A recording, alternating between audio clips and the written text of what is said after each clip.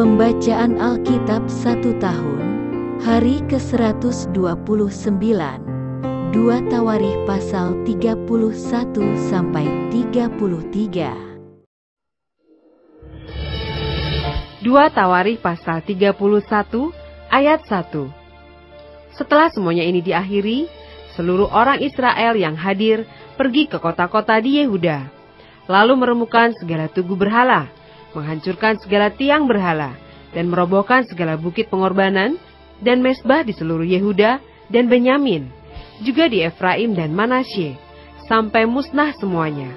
Kemudian pulanglah seluruh orang Israel ke kota-kotanya, ke miliknya masing-masing.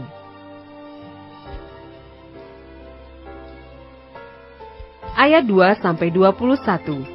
Hizkia mengatur sumbangan untuk para imam dan orang Lewi. Hizkia menetapkan rombongan para imam dan orang-orang Lewi, rombongan demi rombongan, masing-masing menurut tugas jabatannya sebagai imam atau sebagai orang Lewi, untuk mempersembahkan korban bakaran dan korban keselamatan, untuk mengucap syukur dan menyanyikan puji-pujian, dan untuk melayani di pintu-pintu gerbang di tempat perkemahan Tuhan.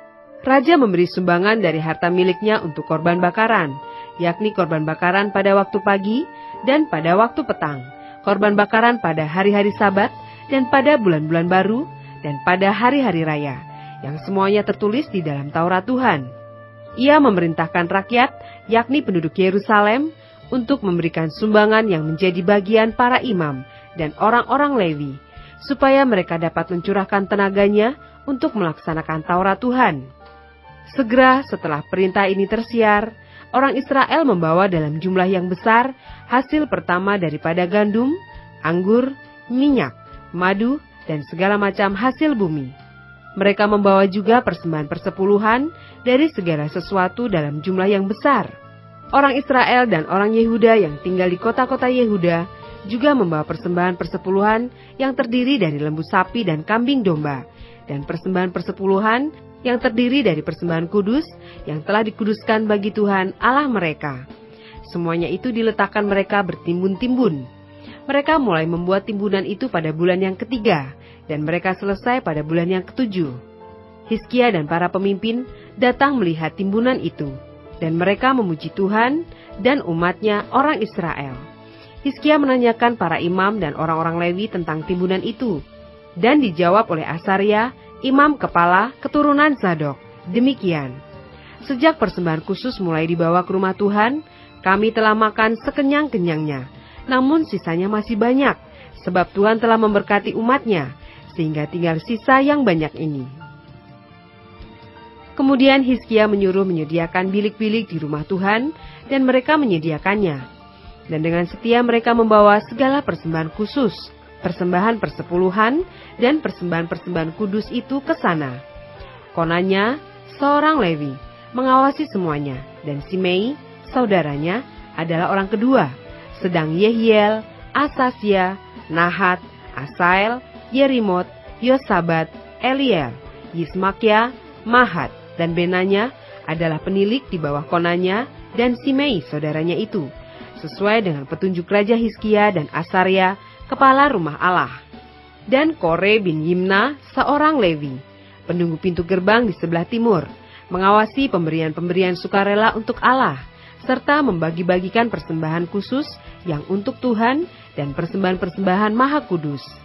Di kota-kota imam, ia dibantu dengan setia oleh Eden, Minyamin, Yesua, Semaya, Amaria, dan Sekanya dalam pembagian itu kepada saudara-saudara mereka menurut rombongan, kepada orang dewasa dan anak-anak, kecuali kepada setiap orang yang masuk ke rumah Tuhan, menurut hari-hari yang ditetapkan, menurut tugas jabatan yang ditugaskan kepadanya, dan menurut rombongannya, yakni mereka yang tercatat dalam daftar sebagai laki-laki yang berumur 3 tahun ke atas. Para imam dicatat dalam daftar menurut puak-puak mereka, sedang orang-orang Lewi yang berumur 20 tahun ke atas dicatat menurut tugas dan rombongan mereka. Para imam terdaftar dengan seluruh keluarga mereka, yakni istri, anak laki-laki, dan perempuan, seluruh kaum itu, karena dengan setia mereka menguduskan diri untuk persembahan kudus. Bagi keturunan Harun, yakni imam-imam yang tinggal di padang-padang penggembalaan di sekitar kota-kota mereka.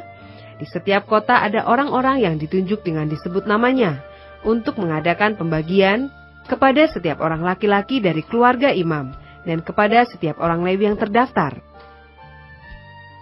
Demikianlah perbuatan Hizkia di seluruh Yehuda. Ia melakukan apa yang baik, apa yang jujur, dan apa yang benar di hadapan Tuhan Allahnya. Dalam setiap usaha yang dimulainya untuk pelayanannya terhadap rumah Allah dan untuk pelaksanaan Taurat dan perintah Allah, ia mencari Allahnya. Semuanya dilakukannya dengan segenap hati, sehingga segala usahanya berhasil.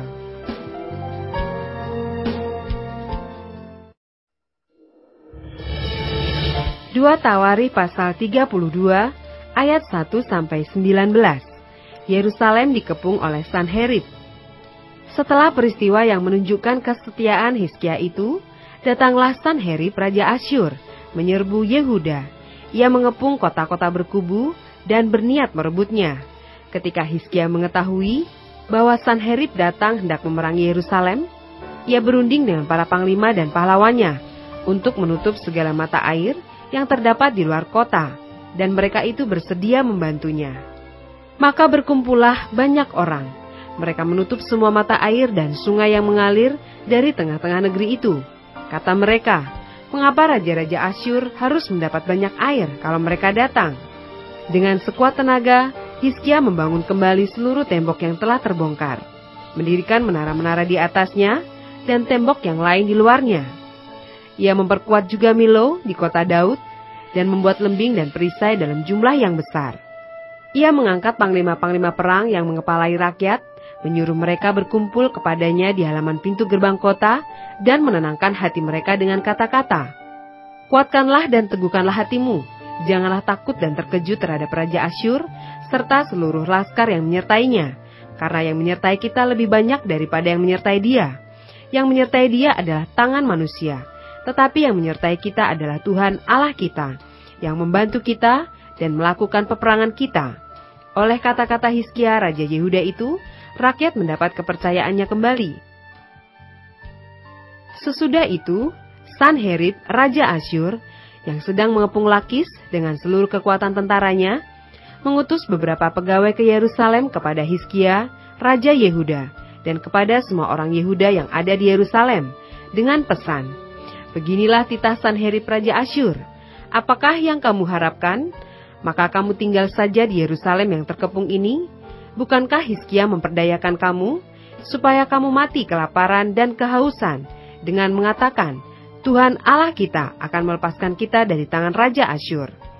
Bukankah Hizkia ini yang menjauhkan segala bukit pengorbanan dan mezbah Tuhan itu, dan berkata kepada Yehuda dan Yerusalem, hanya di depan satu mezbah kamu harus sujud menyembah, dan membakar korban di atasnya.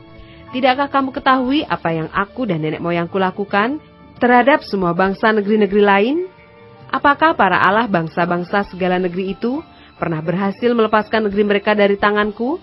Siapa daripada semua Allah bangsa-bangsa yang sudah ditumpas nenek moyangku itu dapat melepaskan bangsanya dari tanganku? Masakan Allahmu dapat melepaskan kamu dari tanganku? Sekarang, janganlah Hizkia memperdayakan dan membujuk kamu seperti ini. Janganlah percaya kepadanya, karena tidak ada Allah dari bangsa atau kerajaan manapun yang dapat melepaskan bangsanya dari tanganku dan dari tangan nenek moyangku. Lebih-lebih lagi Allahmu itu takkan dapat melepaskan kamu dari tanganku." Dan masih banyak lagi yang diucapkan pegawai-pegawai Sanherib itu menentang Tuhan Allah dan menentang Hizkia hambanya. Ia menulis juga surat yang penuh cela dan hujat terhadap Tuhan Allah Israel. Bunyinya, "Sebagaimana para Allah bangsa-bangsa segala negeri lain tidak dapat melepaskan bangsanya dari tanganku, demikian pula Allah Hizkia takkan dapat melepaskan bangsanya dari tanganku." Dan mereka berseru dengan suara nyaring dalam bahasa Yehuda kepada rakyat Yerusalem yang ada di atas tembok, untuk menakutkan dan mengejutkan mereka, supaya mereka dapat merebut kota itu. Mereka berbicara tentang Allah Yerusalem seperti tentang para Allah bangsa-bangsa di dunia, adalah buatan tangan manusia.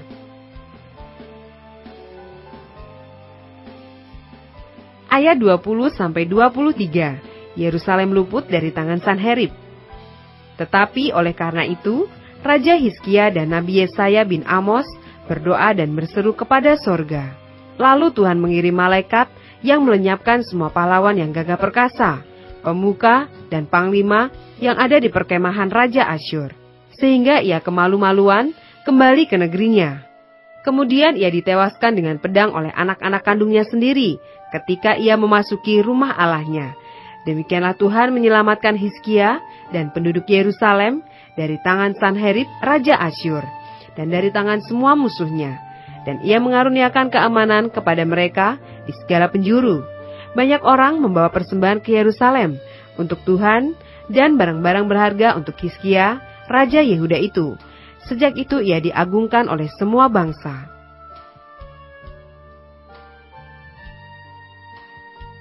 Ayat 24-33, tahun-tahun terakhir dari pemerintahan Hizkia. Pada hari-hari itu, Hizkia jatuh sakit, sehingga hampir mati.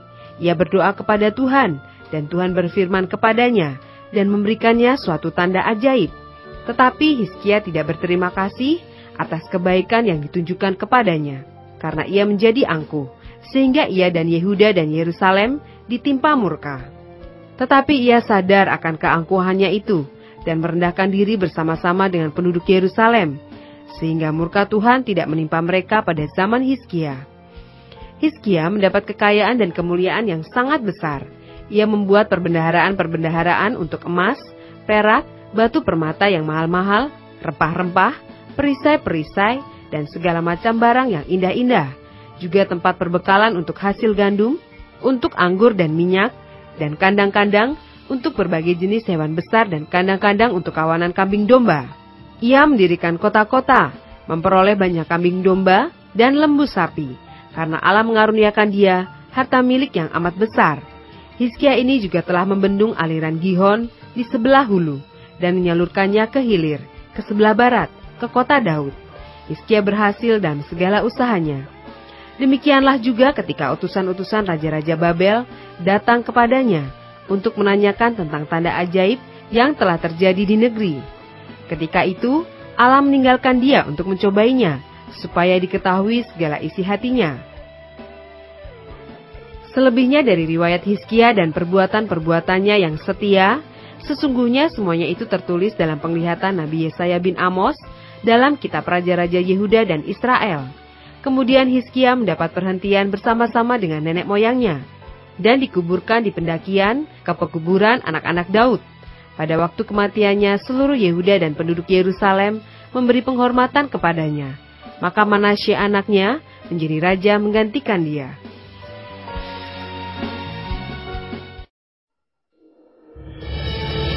Dua Tawari pasal 33 ayat 1-20. Raja Manasye. Manasye berumur 12 tahun pada waktu ia menjadi raja, dan 55 tahun lamanya ia memerintah di Yerusalem. Ia melakukan apa yang jahat di mata Tuhan, sesuai dengan perbuatan keji bangsa-bangsa yang telah dihalaukan Tuhan dari depan orang Israel. Ia mendirikan kembali bukit-bukit pengorbanan yang telah dirobohkan oleh Hizkia ayahnya. Ia membangun mesbah-mesbah untuk para Baal, membuat patung-patung Asyera, dan sujud menyembah kepada segenap tentara langit dan beribadah kepadanya. Ia mendirikan mesbah-mesbah di rumah Tuhan, walaupun sehubungan dengan rumah itu, Tuhan telah berfirman, Yerusalem namaku akan tinggal untuk selama-lamanya. Dan ia mendirikan juga mesbah-mesbah bagi segenap tentara langit di kedua pelataran rumah Tuhan. Bahkan, ia mempersembahkan anak-anaknya sebagai korban dalam api di lebak Ben Hinnom. Ia melakukan ramal, telaah, dan sihir, dan menghubungi para pemanggil arwah dan para pemanggil roh peramal. Ia melakukan banyak yang jahat di mata Tuhan, sehingga ia menimbulkan sakit hatinya. Ia menaruh juga patung berhala yang telah dibuatnya dalam rumah Allah, walaupun Allah telah berfirman kepada Daud dan kepada Salomo anaknya, dalam rumah ini dan di Yerusalem, yang telah kupilih dari antara segala suku Israel, aku akan menaruh namaku untuk selama-lamanya. Aku tidak akan membuat pula orang Israel berjejak keluar dari tanah yang telah kutentukan untuk nenek moyangmu, asal saja mereka melakukan dengan setia segala yang telah kuperintahkan kepada mereka dengan perantaraan Musa, yakni segala hukum, ketetapan, dan peraturan. Tetapi Manasye menyesatkan Yehuda dan penduduk Yerusalem, sehingga mereka melakukan yang jahat lebih daripada bangsa-bangsa yang telah dipunahkan Tuhan dari depan orang Israel. Kemudian berfirmanlah Tuhan kepada Manasye dan rakyatnya, tetapi mereka tidak menghiraukannya. Oleh sebab itu, Tuhan mendatangkan kepada mereka panglima-panglima tentara Raja Asyur, yang menangkap Manasye dengan kaitan, membelenggunya dengan rantai tembaga, dan membawanya ke Babel. Dalam keadaan yang terdesak ini, ia berusaha melunakkan hati Tuhan Allahnya. Ia sangat merendahkan diri di hadapan Allah nenek moyangnya, dan berdoa kepadanya. Maka Tuhan mengabulkan doanya, dan mendengarkan permohonannya. Ia membawanya kembali ke Yerusalem, dan memulihkan kedudukannya sebagai raja. Dan Manasye mengakui bahwa Tuhan itu Allah. Kemudian ia mendirikan tembok luar pada kota Daud, di sebelah barat Gihon, di lembah, sampai dekat pintu gerbang ikan, mengelilingi Ofel. Tembok itu dibuatnya sangat tinggi. Ia menempatkan juga panglima-panglima perang di tiap kota kubu di Yehuda. Ia menjauhkan ala-ala asing dan berhala dari rumah Tuhan, juga segala mezbah yang didirikannya di atas gunung rumah Tuhan dan di Yerusalem, dan membuangnya keluar kota. Ia menegakkan kembali mezbah Tuhan, mempersembahkan korban keselamatan dan korban syukur di atasnya, menyerukan kepada Yehuda untuk beribadah kepada Tuhan Allah Israel. Walaupun demikian, rakyat masih mempersembahkan korban di bukit-bukit pengorbanan, tetapi hanya kepada Tuhan Allah mereka. Selebihnya dari riwayat Manasye, doanya kepada Allahnya dan ucapan-ucapan para pelihat yang berkata-kata kepadanya dengan nama Tuhan Allah Israel, sesungguhnya semuanya itu terdapat dalam riwayat Raja-Raja Israel. Doanya dan pengabulan doanya, segala dosa dan ketidaksetiaannya, semua tempat di mana ia telah membangun bukit-bukit pengorbanan, serta mendirikan tiang-tiang berhala dan patung-patung, sebelum ia merendahkan diri, sesungguhnya semuanya itu tertulis dalam riwayat para pelihat. Kemudian Manasye mendapat perhentian bersama-sama dengan nenek moyangnya, dan ia dikuburkan di dalam istananya. Maka Amon anaknya menjadi raja menggantikan dia.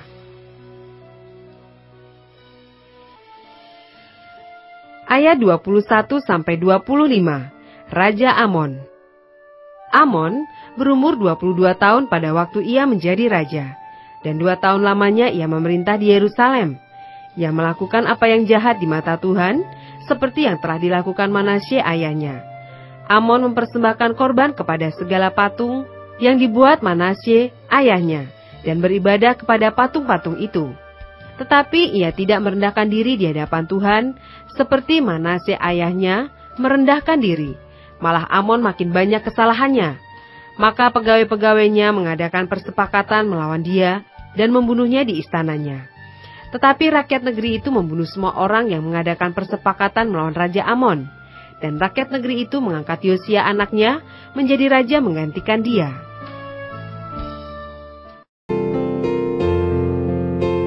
Demikianlah pembacaan Alkitab 1 tahun di hari ke-129. Yang berbahagia ialah mereka yang mendengarkan firman Allah dan yang memeliharanya. Tuhan memberkati.